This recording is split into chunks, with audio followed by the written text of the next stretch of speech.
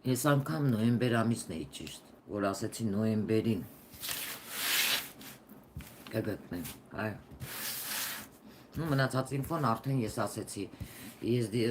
հայտարարություն արեցի, որպեսզի ոստիկանությունը իմ YouTube-յան էջը մի հատ ուսումնասիրի, որովհետև եղել է տարօրինակ անց, թեկուզ ես բլոկել եմ, որովհետև նման կեղտերին ես չեմ ընդունում իմ YouTube-յան էջում եւ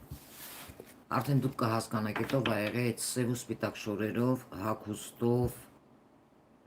անձը, որ Տիգրանի մասին այդպես տարօրինակ բաներ ինձ գրել։ Ես սա